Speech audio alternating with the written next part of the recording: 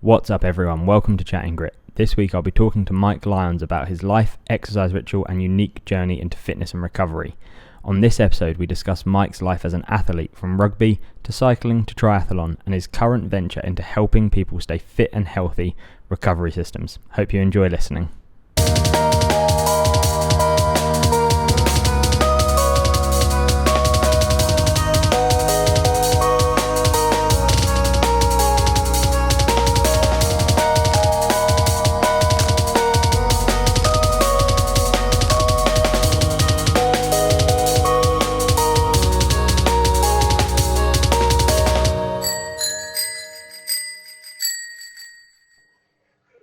All right. Hey, Mike, thanks for coming on. How you doing? Good, Sean, and really grateful to catch you in your final days before you go back to crap weather. Yeah, cheers. I'm looking forward to the crap weather. Yeah, no All worries. right. We hope to catch up in person, by the way, but we also realise you're run ragged Yeah. with final organisation. But Yeah, I'm no running worries. out of time very fast, but Jessie's here longer, so you'll be able to Yeah, catch up and chat yeah, with her for sure. Awesome. Okay, so we obviously know each other quite well. I know you've got a super interesting story in fitness, starting out competing and coaching and then commentating and running recovery systems. So what I wanted to start with first is how you got into fitness and how you got serious about it.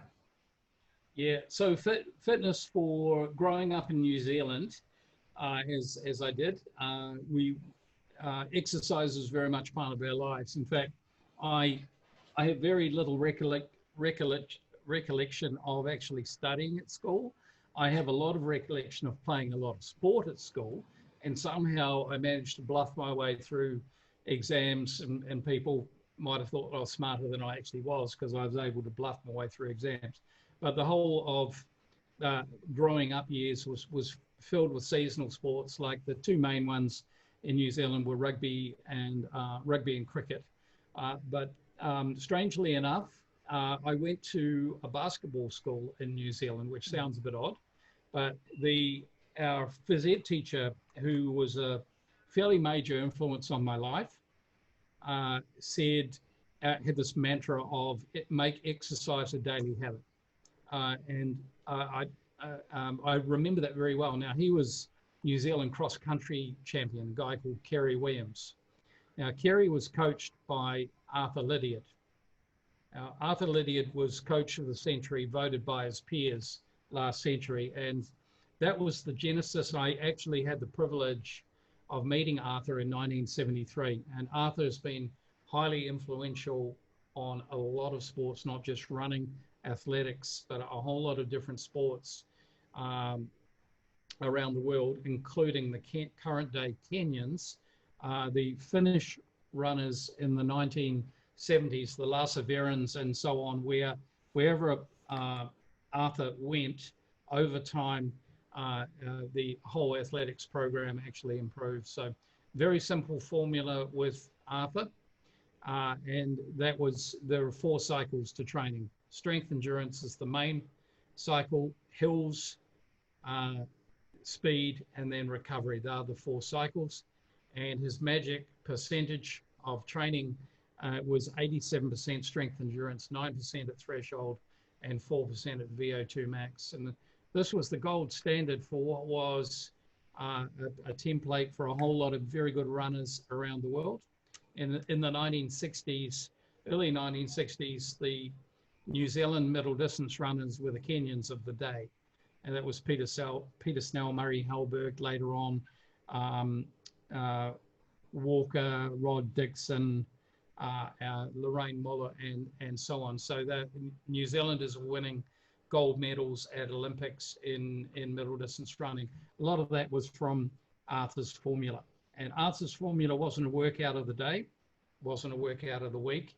It was periodized training over some years where consistency over time produced results. So that was my background growing up, and there was a whole lot of different sports thrown into the mix: ball sports, cross-country running, later in life, cycling, competitive cycling growing up. And my reference for that was our club races in New Zealand, on any given Sunday or Saturday race, there could be any number between 1 and 3 Olympians turn up to the club race. So it was kind of like having a national championship every Saturday. And when those Olympians turned up on the start line, we used to look at each other, the mere mortals that were there, and we used to say to each other, "Welcome to hell." And it was. Yeah. Yeah, some good learnings in there, though. Yeah, I can imagine running and cycling and competing with people just at that level sort of really shows where you are, and probably forces you to turn it up a notch and go to a step that in a normal day you possibly wouldn't go to, because you've got someone there pulling away from you and you're just like, I've got to go. Yeah. You got very good at riding in gutters, and you got very good at sensing where the wind was, because, if you're riding in a headwind, then that neutralizes the whole group. If you're going to be turning left and all of a sudden the wind is going to be right to left because of drafting with cycling, and the strong riders are just going to pull right into the gutter, so there's no draft for those that are any further back, depending on the strength of the wind, any further back than the, maybe the front 20% of the group. The rest of them have no shelter, and that's where things split up. And so you got very good at knowing tactically where to be, whether you had the strength to actually back that up and actually muscle up into the front of the group. That was another thing. So there's very much some hard lessons learned, from riding at that level. Yeah, I can imagine. Yeah. So what has been was there a moment that sort of catalyzed your love of sport? Did you see something on TV, see something in person that you thought, that's amazing, I want to try and do this, I want to be involved in that environment? Yeah, so growing up, there's in the mix, there's probably 28 years of rugby, and New Zealand, iconically, we look at the All Blacks and the standards of the All Blacks, which in probably the last 15 years has been a very, very high standard. But throughout the years, the kind of the standards waxed and waned a little bit. So the All Blacks, or rugby, was always a very iconic or an aspirational sport for New Zealanders.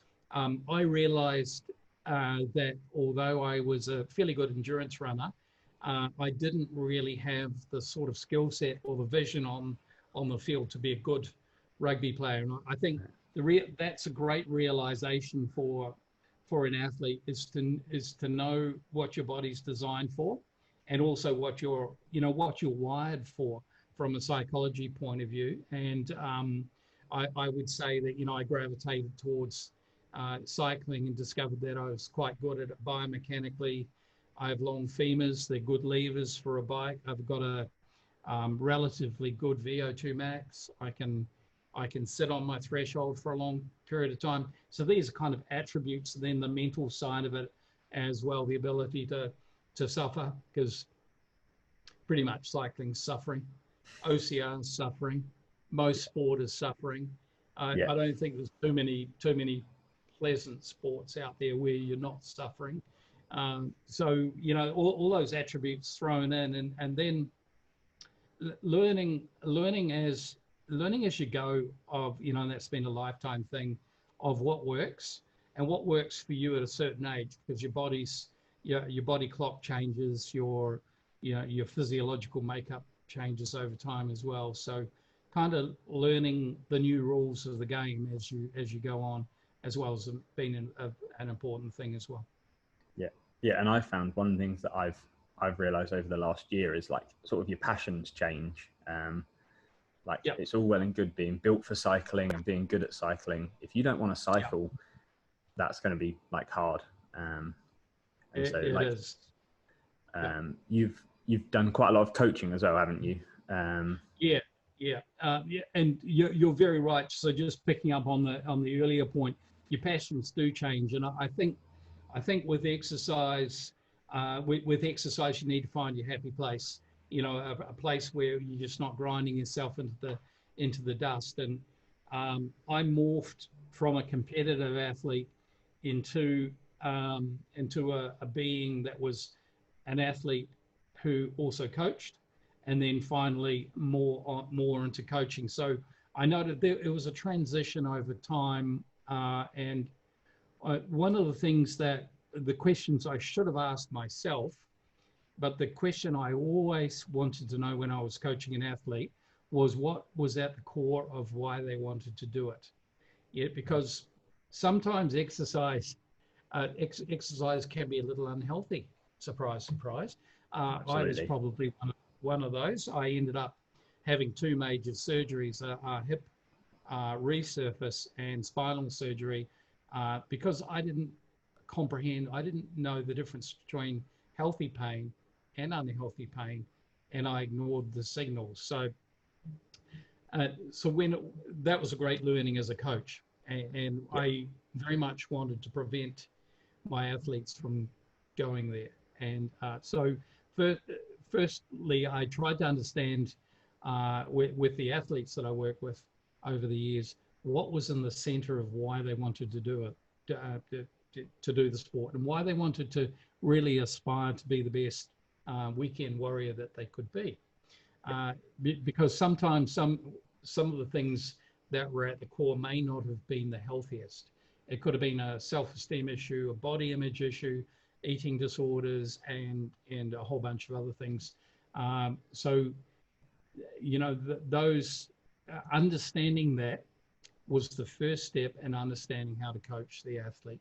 And, you know, maybe those things were never openly discussed, because an athlete needs to give you permission to discuss those things. But maybe the trick as a coach, or the learning or the skill, was actually keeping the athlete on the right side of the line to where this was actually a healthy activity, and it was producing wellness and along the way as well, and in all its way, because training adds another stress on your life. Yeah. And if you're already up the wazoo with stress, with work, relationships, and you name it, and you're adding another major stress in there, it could end up being a pretty unhealthy activity. Yeah, absolutely. I say, like, I don't know about you, but when I take on new one-to-one clients, we do an interview and stuff before. And that's a lot for them to get to meet me and discuss what they want. But it's also for me to know if they're a person that I'm able to work with. Like, I've had people that I've had to say, I'm not a weight loss coach. That's not what I'm doing. Like, I'm training athletes. I want to train athletes. I don't want to train you to lose 5 pounds to go on holiday in the summer. And learning to turn down that income to stand by training people who are passionate about sport rather than just want to look a little bit better on the beach. Like, it's fine if you want to look a little bit better on the beach, but you have to coach and work with people that want to do that. There's loads of people that want to do weight loss stuff.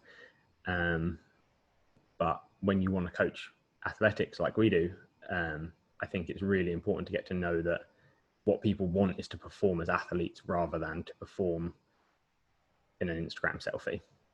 Yeah, absolutely. And most of my coaching was in multi-sport and cycling. So that's triathlon and cycling.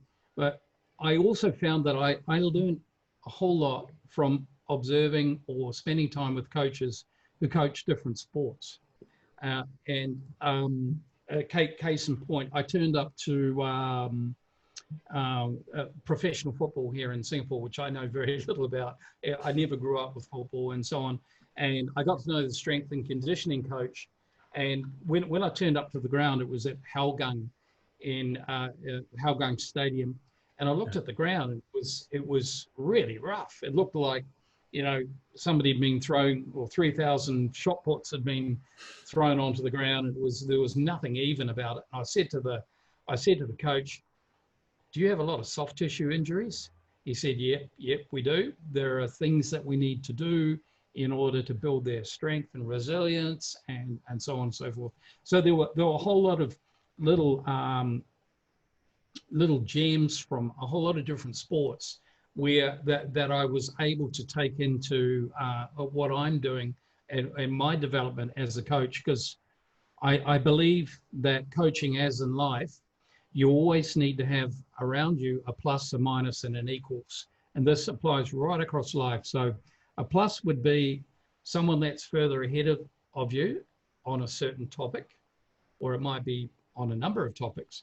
An equal would be someone who's more like a peer, and a minus would be someone that you're actually helping to bring on in certain ways because they want to and they want that engagement.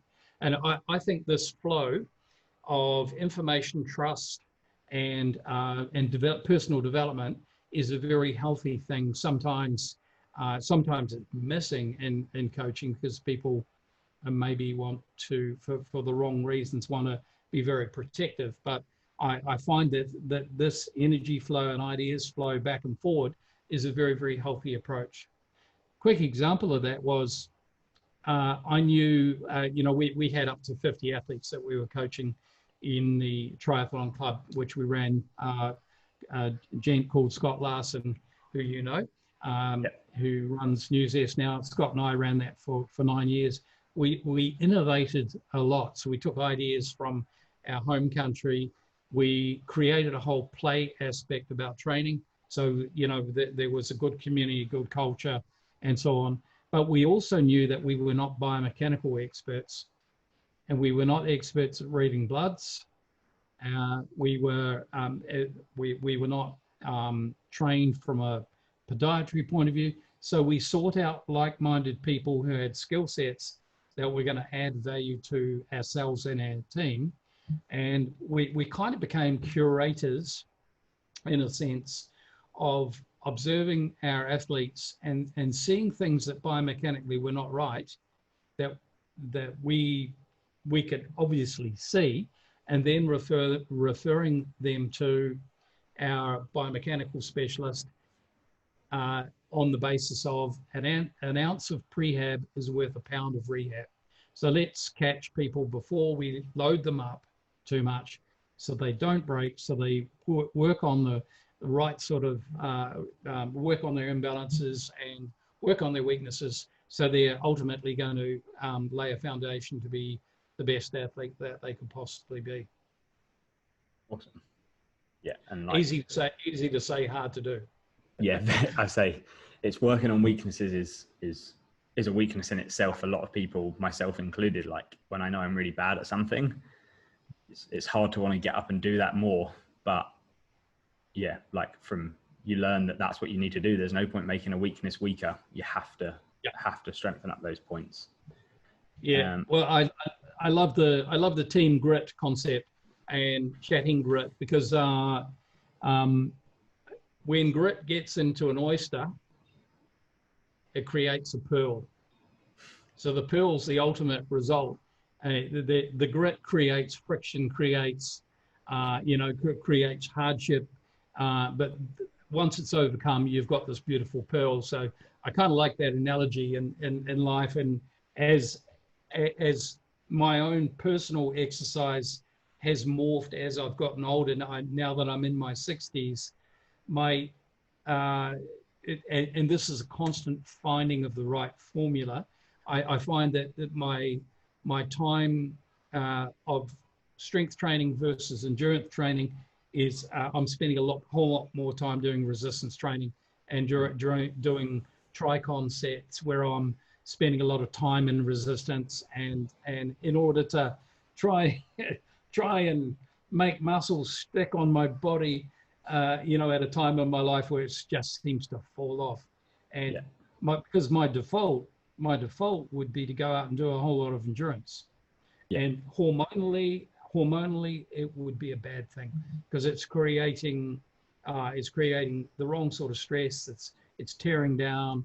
It's not creating the sort of growth and the hormonal response that that me as an older recreational athlete now actually needs to be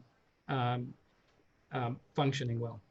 Yeah, and it's so important to find that you say you'd love to go out and cycle for 3 or 4 hours, but actually what you need is to lift some weights and build that strength up, and being able to identify that is a really handy tool, especially as a coach, but just for athletes, for recreational fitness people.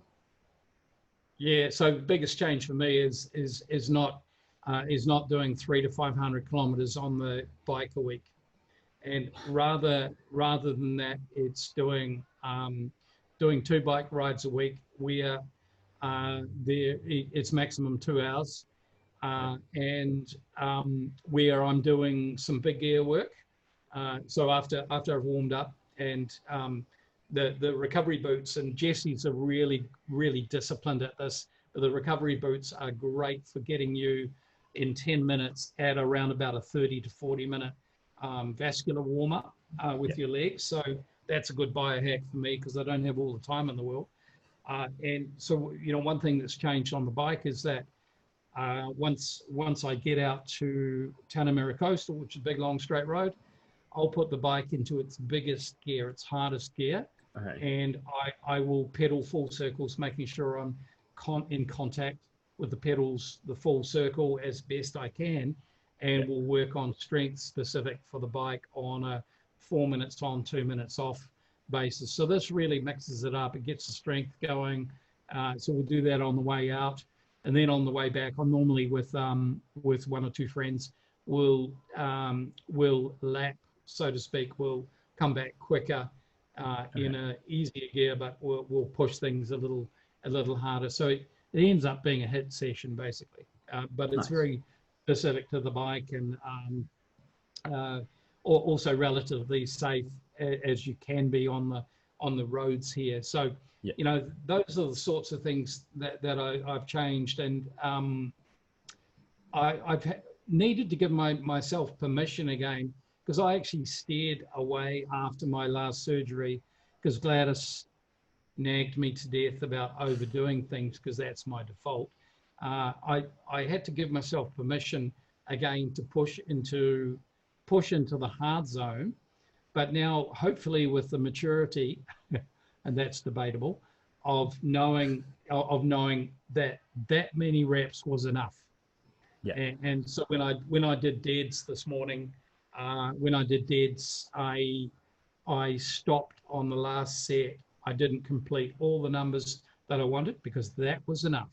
And I gave myself a little golf clap when I did that, because that's being smart about it. And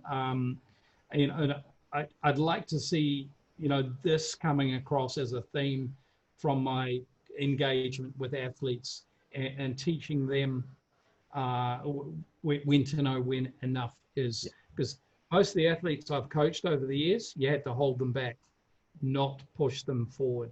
So I had a bunch of type A's. I had a bunch of type A's over the years. So mostly it was trying to keep them from breaking themselves. And you could see that in the, in the coaching platform, Training Peak or whatever we were using. You could see the fatigue levels, stress levels, and so on. But really, sometimes the numbers lie. Sometimes you've got to eyeball them, and you see. As a coach, I think that's the EQ of coaching, is knowing how to read an athlete's fatigue levels, in their body language, and their energy levels, even in how bright their eyes are or how dull they are. Because you can get a good read on somebody's fatigue levels. So I think all those things add up to the overall picture of managing athletes. Yeah, it's super interesting. Like, I have the exact same thing with everyone I coach, including and especially my wife. Just slowing people down. And so like you guys have actually been a big help for Jess. Like, the recovery systems legs has really improved her training, and we'll talk a little bit about those in a second. But that ability to recover has made a big difference for her.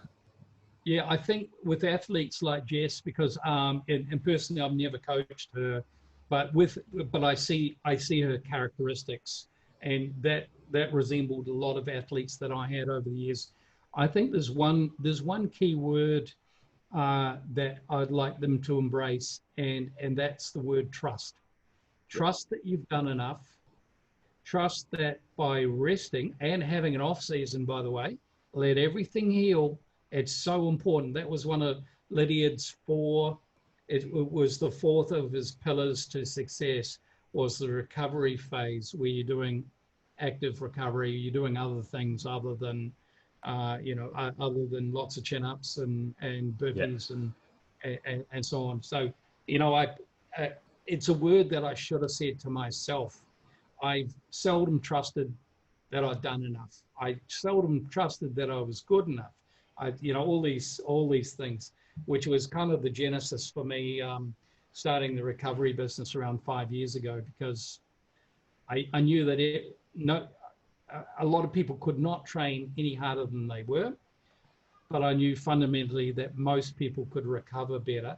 And if they had access to the tools, if the tools were affordable and functional enough, that this could be a real game changer, which is kind of the genesis for the recovery systems idea.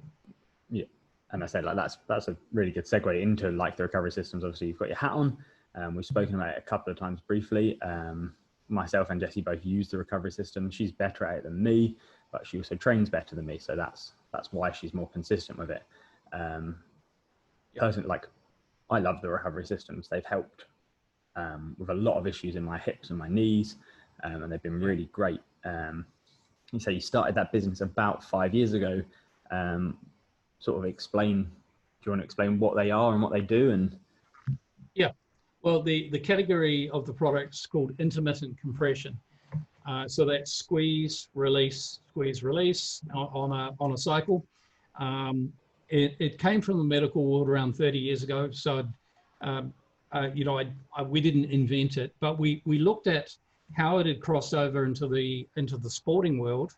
And we thought that there's some very good products out there, but we thought that functionally we could, based on our experience with athletes, we thought that we could, they were missing some tricks, and we wanted to bring some things to bear that would actually make an athlete's life better via the functionality and also the affordability as well. We wanted to bring them within reach of those that need them the most. So we came out with a knee length version, which was, to the best of our knowledge, a world first.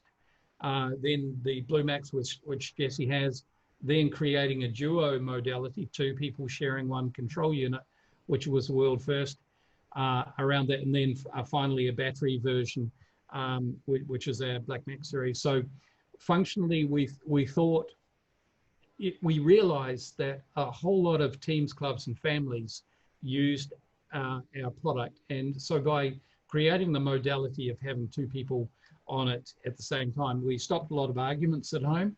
And we allowed folks to also be functional around using leg cuff plus a hip and glute cuff, and having different treatment modalities included in the scheme of things as well. So we also have a medical side of our business as well. So we're treating diabetes, symptoms of swelling related to diabetes, lymphedema, DVT, and other vascular conditions.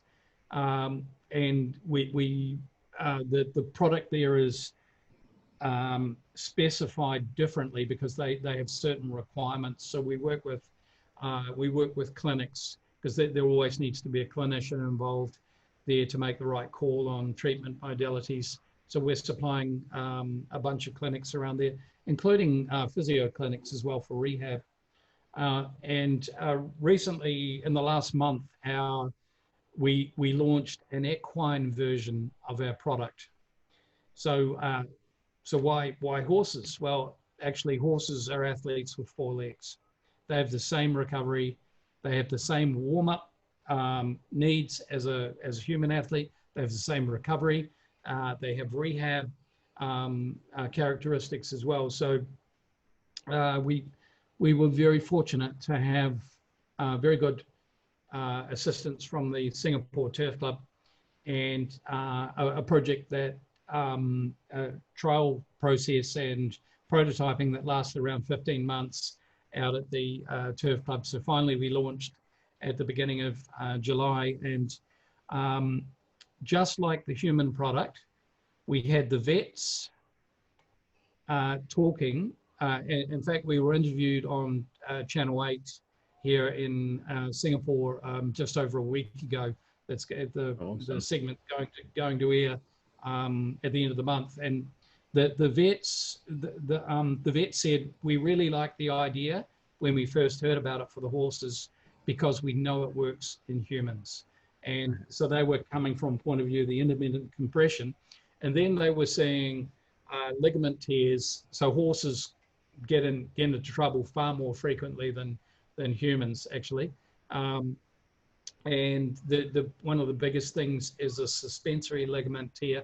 Normally they take 3 to 4 months to heal. And the vets were finding that the horses were recovering in a month because of the increased blood flow. It's a simple formula. The moment you increase blood flow, you're speeding up healing, recovery, and gains. They're the 3 big things. So, you know, the premise behind it all, and particularly, say, for example, with Jessie, training makes you worse. You're creating a deficit. You're creating stimulus for your body to then respond and then come up, super compensate, and get better, basically. So we're speeding up that cycle, that healing cycle, recovery cycle, because of blood flow. You know, there's lots of other things out there that do not exactly the same thing, like a massage, which a sports massage, for example, which is highly recommended for athletes, because you're breaking down scar tissue and lengthening muscles out, eliminating blockages, and so on. If you've got a good masseuse, and a good masseuse is really valuable, but that's a thing you're doing periodically. Yep. Versus, and Jessie's a very disciplined on the boots in the morning before she trains, because she's biohacking a warm-up. In 10 minutes, she's bringing her muscle oxygen up above what it would normally take 30 to 40 minutes to get to. But of course, there's a much lower metabolic cost because she's done it through the compression versus actually physically going out in the heat and doing that warm-up and then getting into her main set or a main objective for the day. There is a considerably higher biomechanical cost in doing that, or metabolic cost, sorry. So she's very disciplined. So the hallmark, I think she's been a really great advocate for us, and she's also been a great illustration of understanding how marginal gains work. And she's been an inspiration, I know, right across the whole Spartan world, because she's been so disciplined around you know, using tools like our product to you know, make sure that she's getting everything she needs. So yeah, there's a little bit of a snapshot of the why. If you ask me what I want written on my tombstone, so there's 2 things: save some people from having their feet amputated, and we have, diabetics mostly. So I can, you know, if I pop off tonight, that's one thing that can go on my tombstone. I'm very happy about that we were able to contribute in that way. And the second thing is made a fortune from horses. So there would be 2 things on my tombstone, you know, based on bringing wellness, I guess. Yeah. It's really interesting having a discussion with professional horse trainers. Do you remember what I said earlier about talking to people that are coaching in sports that you don't know much about? We discovered that coaching horses and coaching athletes is not too dissimilar. And the whole periodization, the strength endurance, the threshold, the VO2 max training and so on, and the rest and recovery, they're very much, the good trainers are very much following a very similar protocol. And that's why when when they had a lot of success with our product around healing ligament tears, and we then were able to have a discussion with them, you know, say to them, hey, this is a quarter of what you can be using this for. What do you mean? Well, how about doing 8 to 10 minutes as a warm-up before you take them out on the track? How about when they come back, even, you know, non-injured horses, put them into recovery 10 minutes or so, And then, of course, when they're transported as well, because not here so much in Singapore, but in other countries, the horses are going in floats or trailers for a very long period of time. So having the boots on and keeping them comfortable, having them on a timer, and keeping them comfortable during a long journey, because typically they're only traveling so they can compete, and you want to hit them turning up in good shape so they can compete well. So same sort of protocols as, and when we started talking about the athlete world to the horse trainer and vice versa, we were going, wow, it's pretty much the same. And they then started using the boots on the horses for warm up as well. And by the way, some of these horses are worth $5 million. Keeping them legs safe is important. And some of them have won a whole lot of money. So I know that we have professional athletes. Jessie wins her fair share of prize money, but I don't think it's $2 million just yet. Not quite. Maybe in the future. So it was really interesting for us being involved in that world. And to be honest, I was dead scared talking to horse trainers, because I thought, aside from having family growing up, we were around horses. I had 7 jockeys in my family, cousins and uncles and so on. So we were kind of vaguely around horses, but I was a bit afraid to open my mouth around the trainers, because I thought, so, what similarity could there be? What could I bring to the table? But they were very open and, very genuine and wanting to learn. So hallmarks of a great coach, from the trainer's point of view, I found, and we got on like a house on fire. Awesome. Cool. All right. That's all been so interesting. And like, I know we've had lots of conversations. We've got hours more stuff to talk about. But I think we'll save it for a future episode, get some more insights. I know you've got loads of knowledge on recovery and training and stuff. And I don't think one podcast is anywhere close to enough to really do that justice.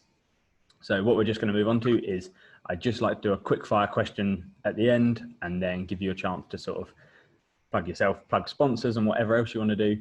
And then we'll wrap up there. Okay. So ready for some quick fires? All right. So first one, top training shoe. Overtraining. Right. And do you prefer to train fasted or feasted? Fasted, pretty much. HGH levels are higher, recovery is higher. If recovery is better, and you're getting a bigger bang for your buck around fat burning, creating the right metabolic state going forward. A whole lot of, lots of course, exceptions to that when you're in a real threshold phase, but fasted. Cool. A barbell or a dumbbell? Kettlebell. Can I say kettlebell? Okay. Yeah, you can. But I would say, given barbell, I would say dumbbell, because of joint mobility, and which I'm very poor at. So I need to make sure that I'm doing things right. Awesome. Then a time trial or a long ride? So time trialing was my specialization. Okay. But in order to time trial well, because I could sit on the rivet, so to speak, I could sit on my kind of nuclear reaction zone, or about to explode, but not quite. I could sit on that for quite a while. But in order to get there, you needed to do the long rides. So those time trial phases needed to be worked their way up to. So it's not a modality for every ride, or every session shouldn't be a time trial, but I love time trialing though. Nice. Ice cream or cereal? Ice cream. I'm a good Kiwi, so dairy is a big part of our lives, and my recommendation is Deep South ice cream, because the fat content's higher, and favorite flavor as a Kiwi would be Hokey Pokey, which would be pralines for another, probably in another culture, pralines, the crunchy gold things, but Hokey Pokey. Nice. And then breakfast or dinner? Dinner. So I don't do breakfast. I intermittent fast. most days. So I'm mostly a 16 to 18 hour fast, and I find hormonally that's good for me. Train fasted. I might throw in some protein. Kind of experimenting with my protein levels, so I might throw in some protein along the way. So a bit of a cheat fast, but just still trying to figure out what works. But mostly fasted, dinner rather than breakfast. Awesome. Okay, that's them. That's the quick fire stuff. So just want to basically give you a chance now to sort of give a shout out to like recovery systems and anyone else you want to mention. Yep. Well, the biggest thing I'd like to say on recovery systems is a great deal of thanks to we've got a lot of adoring customers out there that love our product. And we really recently embraced that by creating an affiliate program as a part of our website refresh, because we wanted to reward our advocates, affiliates, ambassadors, whichever you want to call them, because we just were blown away at how adoring, how loyal, how enthusiastic they were on an ongoing basis, not just the first week that they got our product, but on an ongoing basis about our product and its effects on their improved recovery. And, really it's helping them to balance their all their energy levels across everything they need to do in their life, which is work, relationships, their passion for their sport, and so on. So big shout out to all our friends and customers, and including, of course, yourself and Jesse have been a real key for us in helping us understand the Spartan world, because it was a new sport to us, and mostly that's been a real fun thing, connecting into sports like Spartan, where we see the energy, we see the tribal nature of it, and culturally it's been a great learning for us. So we're really grateful for our customers and how adoring they are towards their product. Cool. Oh, yeah, and I say, like, I did a lot of time in the legs before I was willing to tell anyone if they were good or not, even though I knew you and I knew Jesse loved them. And yeah, like regardless of whether Jesse was an affiliate or anything else, they're awesome. They've helped her a lot and helped me as her coach a lot. So we really appreciate like your support for that. Cool. All right. Thank you very much, Mike. It's great. Awesome to talk to you. Yeah, and look, next time we're online, you may be in the UK, and so our I'm looking forward to finding out what you're up to on the other side of the world, and I'm sure it'll be great things, and I'm sure there'll be great learnings. Wishing you happy landings and happy settling back in after some years here in Singapore, and we look forward to reconnecting in the near future, hopefully. For sure. All right. Thanks very much, Mike. Cheers. I hope you enjoyed that episode of Chat and Grit. If you did enjoy it, please leave us a review on Apple Podcasts or Spotify, and give us a follow on Instagram @Chat and Grit.